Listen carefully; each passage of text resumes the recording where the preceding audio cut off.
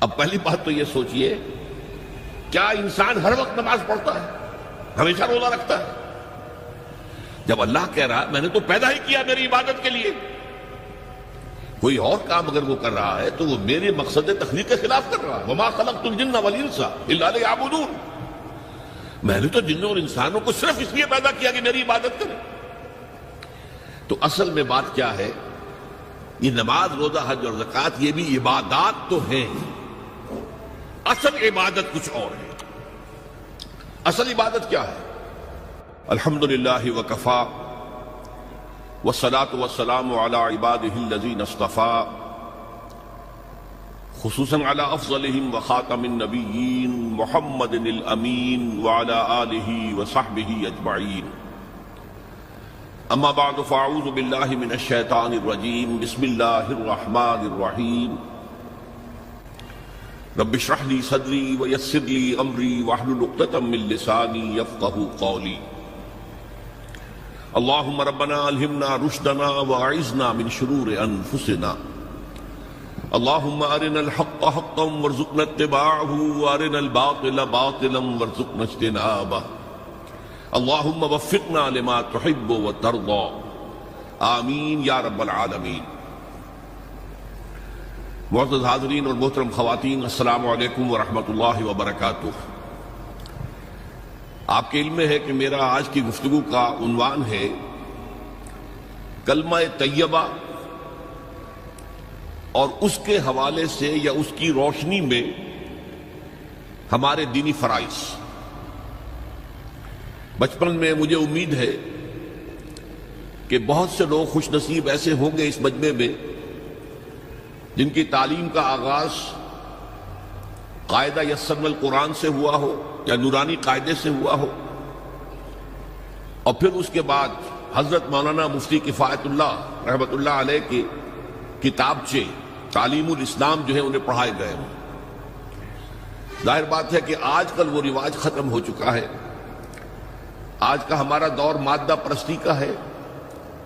ہماری تعلیم میں بھی آپ کو معلوم ہے کہ کنڈر گارڈن جو ہے اس سے بات شروع ہوتی ہے، اور ممی اور پاپا یہ الفاظ جو ہیں وہ بچوں کو سکھائے جاتے ہیں۔ اللہ اور اس کے رسول کا نام عام طور پر نہیں پڑھایا جا رہا، لیکن یاد ہوگا آپ کو کہ اس سلسلے میں سب سے پہلے ایمان مفصل، ایمان مجمل یاد کرائے جاتے تھے، ایمان کیا کیا ہے، پھر 6 کلمے پڑھائے جاتے تھے۔ یہ 6 کلمے یوں سمجھیے کہ اسلام کی تعلیمات کا لب لباب اور خلاصہ ہے۔ ان میں سے پہلے 2 کلمے کیا ہیں جو اہم ترین ہیں؟ کلمہ طیبہ، لا الہ الا اللہ محمد الرسول اللہ صلی اللہ علیہ وسلم، یہ مختصر ترین کلمہ ہے، اسے ہم کلمہ طیبہ کہتے ہیں۔ اور یہ سمجھیے کہ ہمارے دین کی جڑ اور بنیاد اور اساس ہے۔ دوسرا کلمہ اسی میں لفظ شہادت کا اضافہ ہو کر اشہد ان لا الہ الا اللہ واشہد ان محمد الرسول اللہ صلی اللہ علیہ وسلم۔ یہ کلمہ شہادت جو ہے یہ اسلام میں داخلے کا شاہ درا ہے۔ شاہ درا، در کہتے ہیں دروازے کو، شاہ درا بہت بڑا دروازہ۔ جو لوگ دلی سے واقف ہیں انہیں یاد ہوگا، معلوم ہوگا کہ دلی جو ہے وہ جمنا ندی یا جمنا دریا کے مغرب میں واقع ہے، اور مشرق سے جو بھی آتا ہے یو پی سے، اس کو پہلے ایک قصبے سے گزرنا پڑتا ہے جس کے بعد پل آتا ہے جمنا کا، اور اس قصبے کا نام ہے شاہدرہ۔ اسی طرح کا شاہدرہ ایک لاہور میں ہے۔ لاہور جو ہے وہ راوی کے جنوب مشرقی کنارے پر ہے، آباد ہے شہر۔ اب جو بھی پشاور سے، سرحد سے، اسلام آباد سے، پورے پنجاب سے لوگ آتے ہیں تو انہیں لاہور میں داخل ہونے کے لیے دریائے راوی کراس کرنا ہوتا ہے، لہذا وہاں بھی ایک قصبہ ہے جس کا نام شاہدرہ ہے۔ شاہدرہ یہ بڑا در ہے کہ جس سے داخل ہو کر آپ دلی میں یا لاہور میں داخل ہوں گے۔ اسی طرح میں نے عرض کیا کہ اسلام میں داخلے کے لیے شاہدرہ جو ہے وہ ہے اشہد ان لا الہ الا اللہ واشہد ان محمد رسول اللہ صلی اللہ علیہ وسلم۔ آج میں انہی 2 کے حوالے سے آپ کے سامنے کچھ باتیں رکھ رہا ہوں۔ باتیں بالکل بنیادی ہیں، اور میں سمجھتا ہوں کہ آپ کے ذہنوں کے اندر موجود ہیں، صرف یہ ہے کہ آپ نے شاید زیادہ کبھی شعوری طور پر توجہ نہ دی ہو اور ان کے بارے میں کہیں گہرا غور و فکر نہ کیا ہو۔ دیکھیے پہلا جز کیا ہے؟ لا الہ الا اللہ، کلمہ توحید ہے یہ، اللہ کے سوا کوئی معبود نہیں۔ اب اس کا تقاضا کیا ہے؟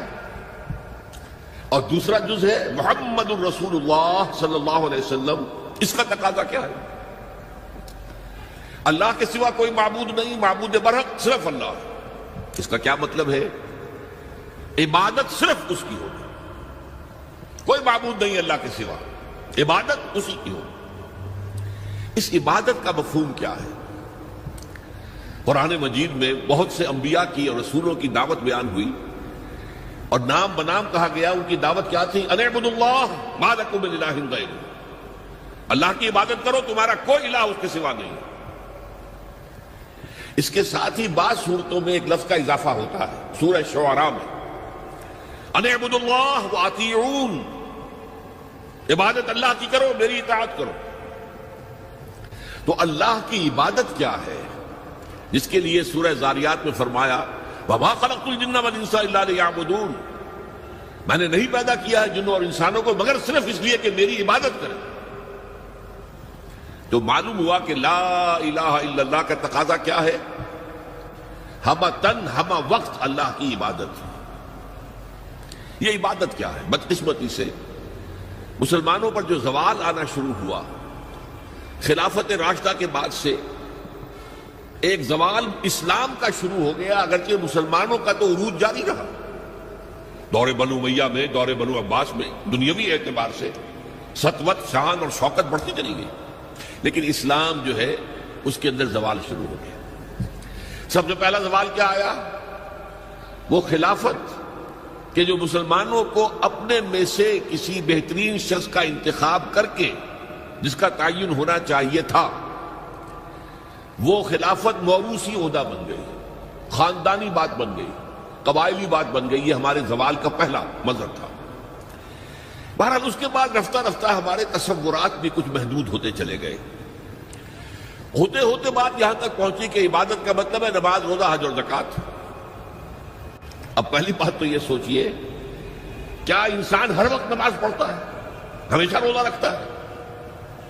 جب اللہ کہہ رہا میں نے تو پیدا ہی کیا میری عبادت کے لیے، کوئی اور کام اگر وہ کر رہا ہے تو وہ میرے مقصد تخلیق کے خلاف کر رہا ہے۔ وَمَا خَلَقْتُ الْجِنَّ وَالْإِنسَ إِلَّا لِيَعْبُدُونَ، میں نے تو جنوں اور انسانوں کو صرف اس لیے پیدا کیا کہ میری عبادت کریں۔ تو اصل میں بات کیا ہے؟ یہ نماز، روزہ، حج اور زکوٰۃ یہ بھی عبادات تو ہیں، اصل عبادت کچھ اور ہے۔ اصل عبادت کیا ہے؟ عبد کہتے ہیں غلام کو۔ غلام پچھلے زمانے کا تصور کیجئے، یہ ایسا نہیں تھا جیسے آپ کسی کو ملازم رکھ لیں۔ آج امپلائر امپلائی ریلیشن شپ یہ اور ہے۔ آپ نے کسی کو ملازم رکھا ہے، فرض کیجئے دہاڑی پر رکھا ہے، وہ 8 گھنٹے کام کرے گا، پھر چھٹی کرے گا، اس کے بعد وہ آپ کا کوئی تابع نہیں ہے، آپ کا غلام نہیں ہے، بلکہ آپ کا بھی ایک ہی ووٹ ہوگا، جب الیکشن ہوگا اس کا بھی ایک ہی ووٹ ہوگا۔ تو اصل میں غلام جو ہوتا تھا وہ ہمہ وقت، ہمہ تن، ہمہ جہد، ہمہ وجوہ بندگی کرتا تھا، اطاعت کرتا تھا۔ ملازم کہہ سکتا تھا کہ میرے تو اوقات ختم ہو گئے۔ آپ نے کسی کو رکھا خانسامہ کی حیثیت سے، اور فرض کیجئے ابھی فلش سسٹم نہیں آیا تھا تو بیت الخلاء جو ہے آپ جس طرح کے ہوتے تھے سب کو یاد ہے۔ کسی دن بھنگن نہیں آئی، آپ کہیں اس سے خانسامہ سے کس طرح جاؤ بیت الخلاء صاف کراؤ، وہ صاف کہے گا صاحب میں آپ کا، میں تو خانسامہ ہوں، میں آپ کو کھانا پکا کر دینے کا پابند ہوں، میں یہ آپ کا بیت الخلاء صاف کرنے کا تو پابند نہیں ہے۔ کہے گا کہ نہیں کہے گا؟ لیکن غلام نہیں کہہ سکتا۔ غلام تو ملکیت ہے، وہ 24 گھنٹے کا مطیع ہے، جو کام کہا جائے کرنے پر مجبور ہے، انکار نہیں کر سکتا۔ اور آپ کو معلوم ہو ایک اور بات ہونی چاہیے کہ غلام تو خود مملوک ہوتا ہے، اس کی ملکیت کوئی نہیں ہوتی۔ آقا نے کوئی اگر کوٹھڑی دے دی ہے کہ تم رات کو اس میں سو جایا کرو تو کیا وہ اس کوٹھڑی کا مالک ہو گئے؟ آقا نے کوئی چارپائی دے دی ہے اس پر سویا کرو تو کیا چارپائی کا مالک ہو گئے؟ نہیں، قطعاً نہیں، خود مملوک ہے۔ اور پچھلے زمانے میں غلاموں کا معاملہ کیا تھا؟ آقا جب چاہے ذبح کر دے، قتل کر دے، کوئی مقدمہ نہیں بنے گا، نہ 302 کا نہ 304 کا۔ کیوں؟ جیسے آپ کی بکری آپ کی ملکیت تھی، آپ نے ذبح کیا، گوشت کھا لیا، کوئی پوچھ سکتا ہے آپ سے؟ میری بکری تھی بھائی، میں نے ذبح کیا، Who are you to ask me؟ اسی طرح غلام میری ملکیت ہے، میں نے قتل کر دیا، میں نے اپنا نقصان کیا ہے نا۔ میں اس غلام کو فروخت کرتا تو کچھ پیسے مل جاتے مجھے، لیکن اختیار میرا ہے، میں نے اسے قتل کر دیا۔ اس معنی میں اللہ کا غلام بن جانا، اللہ کا بندہ بن جانا۔ یہ بندہ جو ہے یہ فارسی کا لفظ ہے، عبد عربی کا لفظ ہے۔ عبد سے عبادت بنا، بندے سے بندگی بنا۔ چنانچہ شیخ سعدی کا شعر ہے مشہور، جو مسجدوں میں پہلے لکھا جایا کرتا تھا۔ آج کل تو ہمارا نئی قسم کی مسجدوں کے ڈیزائن بنتے ہیں نا، پچھلے زمانے میں کیا ہوتا تھا؟ اس در کے اوپر چوکٹا بنا ہوا ہے، روز محشر کے جاں گداز بود، اولی پرسش نماز بود۔ وہ قیامت کا دن جو بہت سخت ہے، پہلا حساب نماز کا ہوگا۔ اور یہ شعر میں لکھا ہوتا تھا، زندگی آمد برائے بندگی، زندگی بے بندگی شرمندگی۔ یہ زندگی ہمیں ملی ہی بندگی کے لیے ہے، وما خلقت الجن والانس الا لیعبدون۔ تو اگر ہم بندگی نہیں کرتے اللہ کی تو شرمندگی ہی شرمندگی ہے، گویا کہ ہم اپنے مقصد تخلیق کو تو پورا نہیں کر رہے۔ آپ نے قلم بنایا تھا لکھنے کے لیے، لکھتا نہیں ہے تو اٹھا کے پھینک دیں گے، آپ اس کو کوڑے میں ڈالیں گے۔ لہذا انسان کی تخلیق اور جنوں کی تخلیق بندگی کے لیے ہوئی۔ زندگی آمد برائے بندگی، زندگی بے بندگی شرمندگی۔ یہ ہما وقت، ہما تن، ہما وجوہ، ہما جہد اللہ کی اطاعت، یہ ہے عبادت۔ اس عبادت کے لیے عبادات ہمیں دی گئی ہے۔ جیسے یہ اگر کھڑا ہوا ہے شامیانہ تو آپ نے دیکھا یہ جو بانس کھڑے ہوئے ہیں، یہ عبادت جو ہے اس کی چھت سمجھ لیجئے 4 ستونوں پر کھڑی ہے، نماز، روزہ، حج، زکات۔ نماز کس لیے؟ تاکہ 5 مرتبہ تازہ کر لو اللہ سے عہد بندگی، ایاک نعبد و ایاک نستعین۔ کہیں بھول مت جانا، صبح ہوئی ہے پہلے اپنا اللہ سے بندگی کا عہد تازہ کر لو، پھر دکان پہ جانا، پھر دفتر میں جانا، اور پھر دوپہر میں پھر نکلو، پھر تازہ کرو۔ وہ آپ کا لنچ آور ہوگا لیکن اس میں اللہ کو پہلے یاد کرو۔ پھر جب بہت زیادہ ایکٹیویٹی کا ٹائم ہوتا ہے شام کا، پھر یاد کرو اللہ کو عصر کے وقت، پھر مغرب کے وقت، پھر رات کو عشاء۔ 5 دفعہ یاد کرو اقم الصلاۃ لذکری، کہ تمہیں یہ بات یاد رہے کہ ہم اللہ کے بندے ہیں اور ہمارا کام بندگی ہے، ہما تن، ہما وجوہ، ہما وقت اللہ کی عبادت۔ روزہ کیوں دیا؟ تاکہ نفس کے اندر جو شیطنت ہے، ان النفس لامارۃ بالسوء، اس نفس کو کنٹرول کرنے کی عادت ہو جائے۔ بھوک برداشت کرو، کسی وقت کھانے کو حلال چیز نہیں مل رہی تو بھوک برداشت کرو، فوراً کسی حرام شے کے اندر منہ نہ مار دو، تمہارے اندر عادت ہونی چاہیے۔ پیاس شدید لگی ہوئی ہے تو اگر کوئی صحیح مشروب نہیں ہے تو ایسا نہ کرو کہ اب کیا کریں، یہاں پر تو سوائے جو شراب کا کچھ ملتا ہی نہیں تو لو شراب ہی پیتے ہیں۔ اس کے لیے مشق کرانے کے لیے 30 دن صبح سے شام تک جائز مشروب بھی نہ پیو، جائز کھانا بھی نہ کھاؤ، تاکہ تمہارے اندر صلاحیت پیدا ہو جائے کہ باقی 11 مہینوں میں ناجائز سے تو بچو۔ یہ ہے عبادت کے ساتھ ان عبادات کا تعلق۔ ایک بڑی ہمارے اندر جو ہے نفس کی خواہش، دولت پرستی، اس کو نکالنے کے لیے صدقہ، خیرات، انفاق، خرچ کرو، تاکہ یہ